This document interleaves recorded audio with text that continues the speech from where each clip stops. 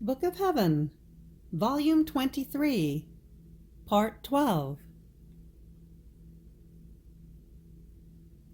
January 22nd, 1928. Insistences in asking for the kingdom of the divine Fiat. The sign that it wants to reign. The martyrdom of the privation of Jesus. The human will, profaner of the creature.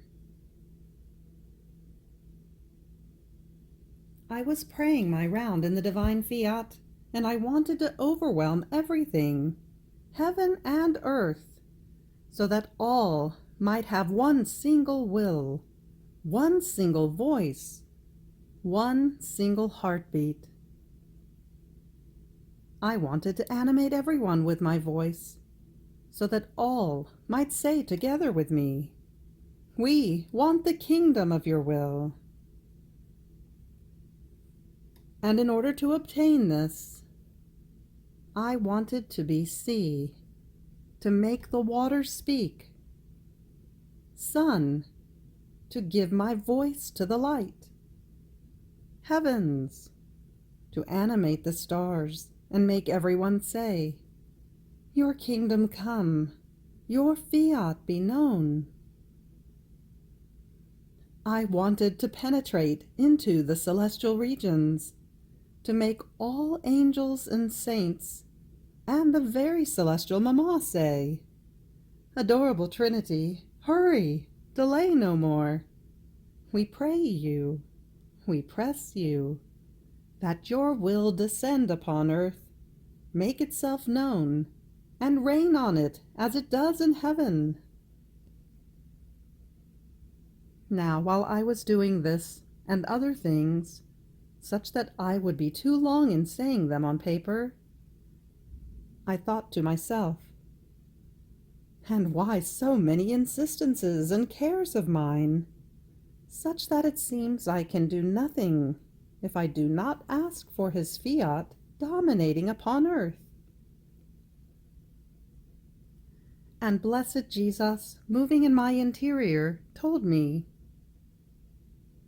"My daughter, if you knew who it is that pushes you, that makes you insist so much, that would want to move everything in you to call the life, the kingdom of my will upon earth, you would be amazed."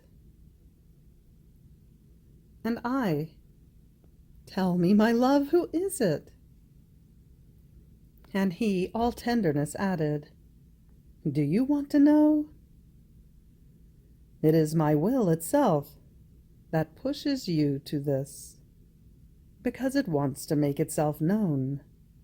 It wants to reign, but it wants the insistence of its little daughter, who, pressing it in every way and moving everything, would call it with everyone, with the most powerful means, to come upon earth.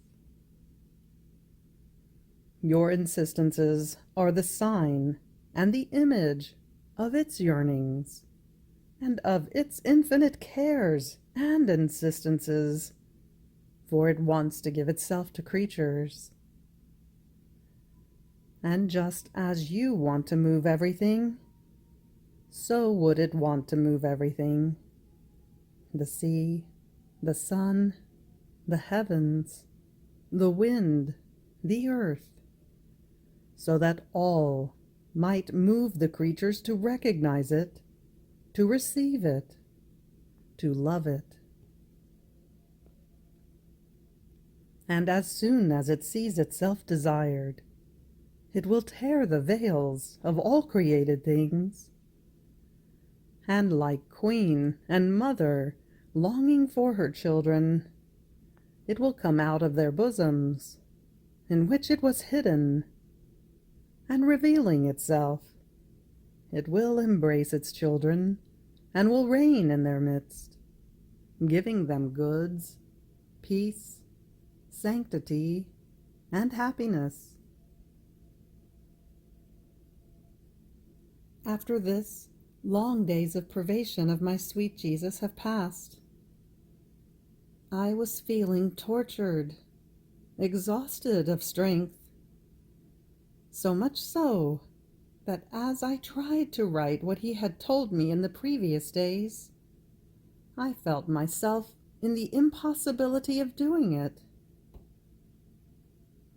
And he, seeing that I could not, and the great efforts I was making in order to write, came out from the depth of my interior, like one who is waking up from a long sleep, and with a compassionate tone told me, "Poor daughter, courage, do not lose heart. It is true that the martyrdom of my privation is terrible, and if hiddenly I did not sustain you, you could not endure it alive. More so, since the one who martyrs you is my divine will, which is immense and eternal, and therefore your littleness feels all the weight of its immensity, and feels itself being crushed under it. But know, my daughter, that this is its great love for you, its little daughter, and therefore its light wants to restore not only your soul, but also your body. It wants to, as though pulverize it, and animating the atoms of your dust with its light, with its heat. It wants to remove any germ or humor of human will, so that both your soul and your body, everything, may be sacred in you. It wants to tolerate nothing, not even one atom of your being, that would not be animated and consecrated by my will. Therefore, your hard martyrdom is nothing other than the consummation of what does not belong to it.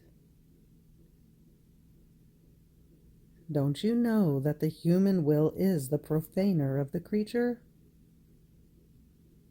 When it has its little ways, the slightest holes through which to enter into her, it profanes the holiest things, the most innocent ones. And my will, that made of man its sacred and living temple, in which to place its throne, its dwelling, its regime, its glory, feels that if the creature gives the little entries to the human volition, it feels its temple, its throne, its dwelling, its regime, and its very glory being profaned. Therefore, my will wants to touch everything about you, even my very presence, to see whether its dominion is absolute over you, and you content yourself that it alone dominates you and have primacy in you. Everything in you must be divine will, so that it may be able to say, "I am sure she has denied me nothing, not even the sacrifice of the presence of her Jesus, whom she loved more than herself. Therefore, my kingdom is safe." On hearing this, I felt strengthened by his presence, and at the same time embittered by his words. And in my sorrow I said to him, "My love, so you are not to come any more to the little and poor exiled one? And how shall I go on? How shall I be able to live without you?" And Jesus, "No, no, and besides, where should I come from if I am inside of you? Remain in peace, and when you least expect it, I will reveal myself, because I do not depart from you, but I remain with you."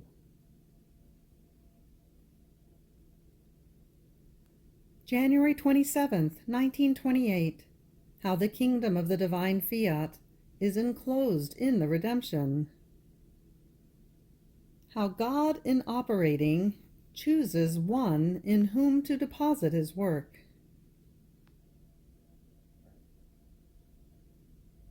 I was continuing my round in the supreme volition, and as I arrived at the acts that my beloved Jesus did in redemption, I tried to follow, step by step, everything he had done with so much love and sorrow.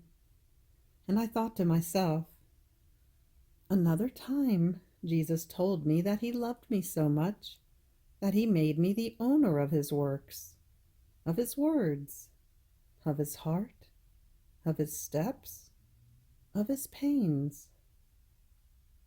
There was no act he had done that he did not give me as gift. And only Jesus could and wanted to do this, because he loved as God.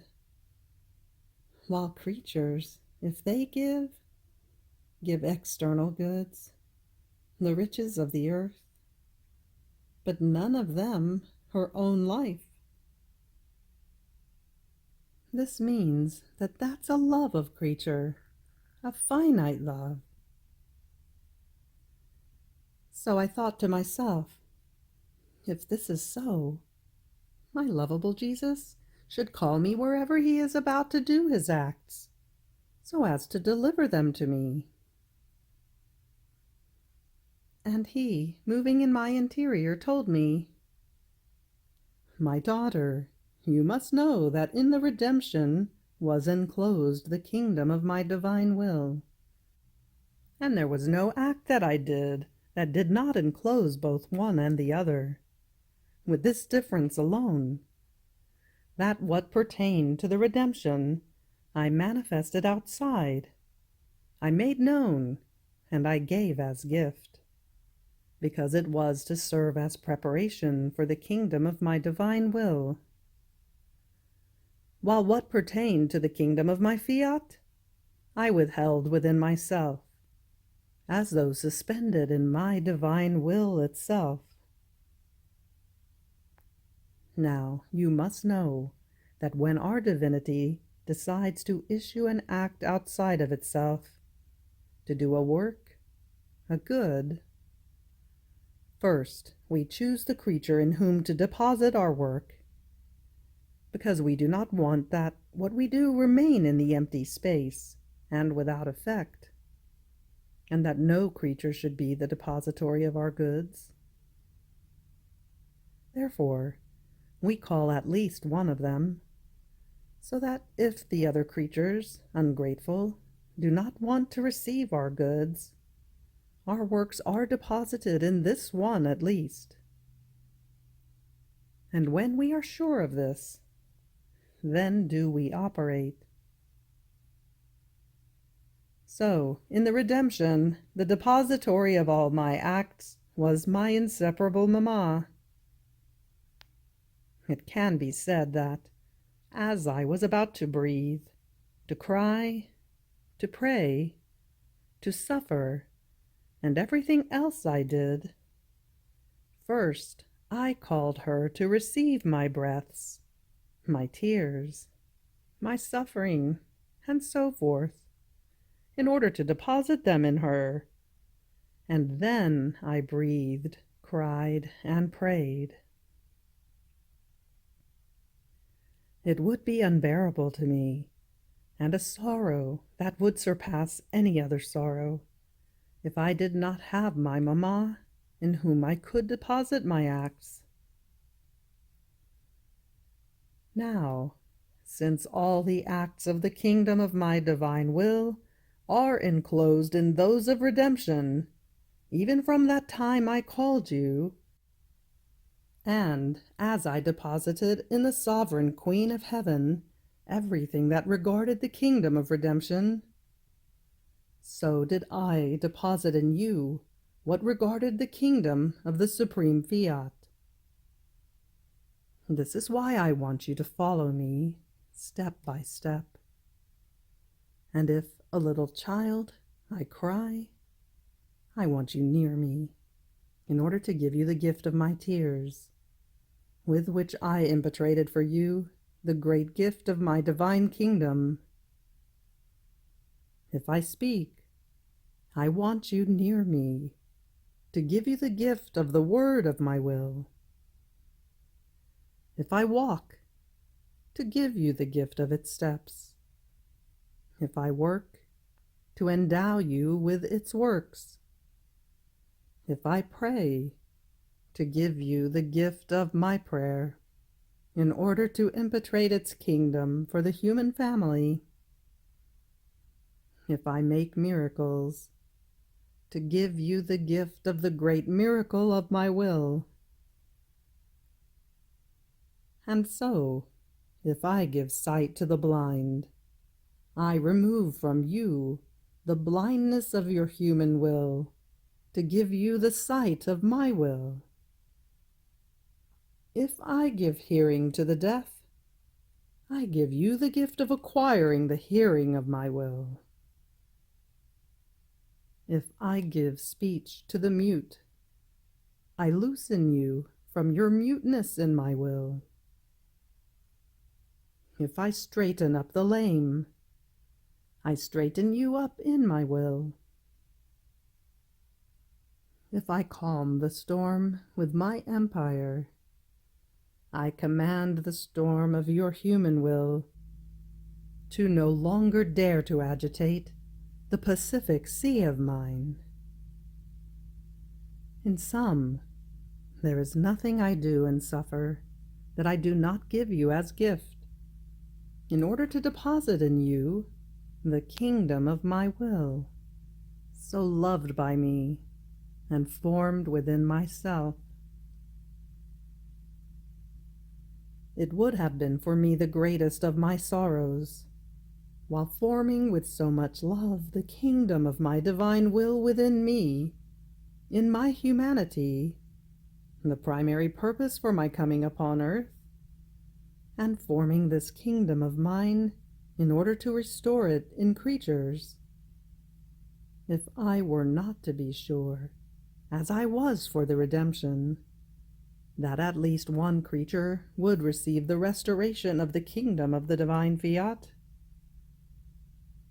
And so I looked at the centuries as one single point, and I found you, the chosen one.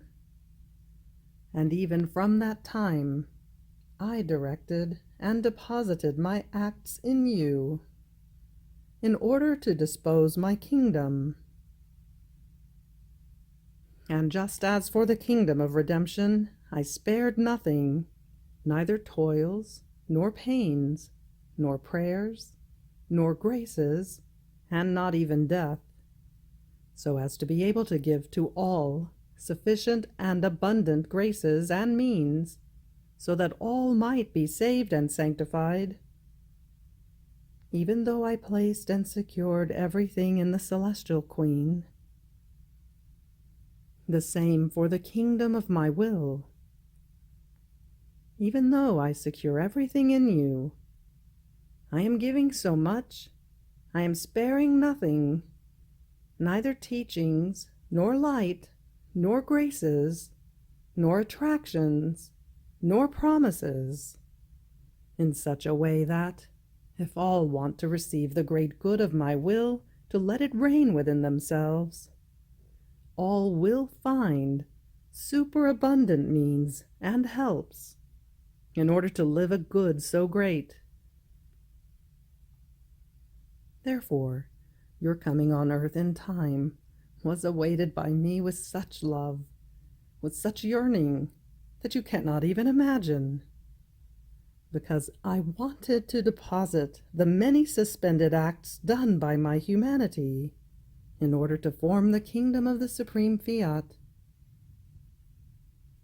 If you knew what a suspended act done by your Jesus means, oh, how you would hasten to receive all the deposit of my acts, so as to give life to these suspended acts, because they contain as many divine lives, and you would hasten to make them known to the other creatures.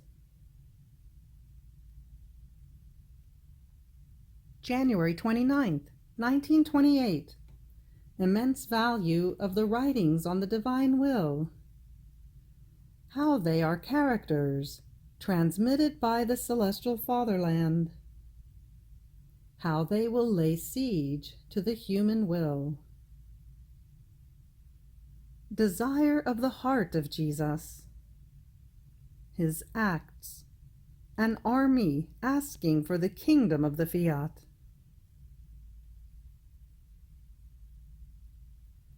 I was reading in the 20th volume what regarded the divine will, and I felt such impression, as if I would see a divine life, alive and palpitating, flowing in the written words. I could feel the strength of the light, the life of the warmth of heaven, the virtue, as though operating, of the divine Fiat in what I was reading. And I thanked my Jesus from the heart, who with so much love had deigned to make me write. But while I was doing this, my beloved Jesus, as though unable to contain himself, the throbs of his heart, came out from within my interior, and throwing his arms around my neck, he pressed me tightly to his heart to let me feel his ardent heartbeats, and told me, "My daughter, you thank me for I have made you write what regards my will, doctrine all of heaven, and that has the virtue of communicating the life of it, palpitating and all celestial, to those who will read these writings. My will is palpitating in the midst of creatures, but it lives suffocated by the human will. These writings will make its heartbeat felt so strongly that it will suffocate the human will, and will take its first place of life that is due to it, because my will is the heartbeat and the life of all creation. Therefore, the value of these writings is immense. They contain the value of a divine will. If they were written in gold, they would not surpass the great value that they contain in themselves. These writings are suns impressed with characters of most refulgent light in the walls of the celestial fatherland, and they form the most beautiful ornament for those walls of the eternal city, in which all the blessed remain enraptured and amazed in reading the characters of the supreme will. Therefore greater grace I could not give in these times than transmitting, through you, the characters of the celestial fatherland to creatures, that will bring the life of heaven into their midst. So just as you thank me, I thank you for being willing to receive my lessons and to make the sacrifice of writing under my dictation. It was my will that while you were writing, made flow the living virtue of its ardent, eternal, and vivifying heartbeat, that it impressed in your characters. This is why, in rereading them, you feel the renewing of it, all celestial, that is impressed in them. Oh, how hard it will be for those who will read these writings not to feel the palpitating life of my will, and not to be stirred by the virtue of its vivifying heartbeat from the lethargy they are in. These writings on my supreme Fiat, by the strength of its light, will eclipse the human will. They will be balm to the human wounds. they will be opium to all that is earth. Passions will feel themselves die, and from their death will rise again the life of heaven in the midst of creatures. They will be the true celestial army that, while laying siege to the human will and to all the evils produced by it, will make peace, the lost happiness, the life of my will, rise again in the midst of creatures. The siege that they will lay will cause no harm to anyone, because my will is to lay siege to the human will, so that it may no longer tyrannize the poor creatures, but may leave them free in the kingdom of my will. This is why I have insisted, and I insist so much in making you right. I have kept you on the cross. I have sacrificed you. It was necessary. It was about the most important thing. It was the echo of heaven, the life of up there that I want to form upon earth. And this is the reason for my continuous refrain. Be attentive, omit nothing, and may your flight in my will be continuous. After this, I was continuing my round in the divine Fiat, and I accompanied the sighs, the tears, the steps of Jesus, and all the rest done and suffered by him, saying to him, My love, Jesus, I place the army of all your acts around you, and investing your words, your heartbeats, your steps, your pains, and all your acts with my I love you, I ask you for the kingdom of your will.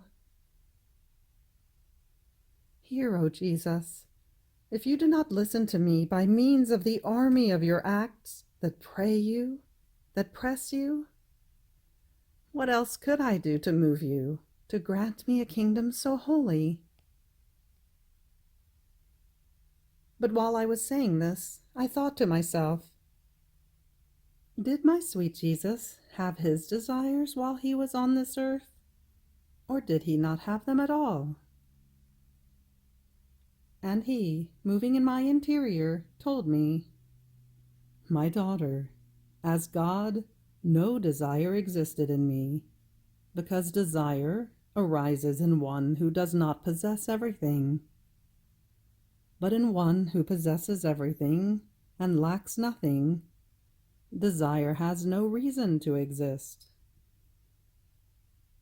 However, as man, I had my desires, because my heart associated itself with the other creatures and everything, and making the desires of all my own, I desired for all, with all ardor, to give the kingdom of my divine Fiat to all creatures. So, if I sighed for the kingdom of my will. If I prayed, cried, and desired, it was only for my kingdom that I wanted in the midst of creatures. Because since it was the holiest thing, my humanity could not do without wanting and desiring the most holiest thing, so as to sanctify the desires of all, and give them what was holy and of greatest and most perfect good for them. There is a footnote, for the most holiest thing from the Italian reads, La cosa più santissima.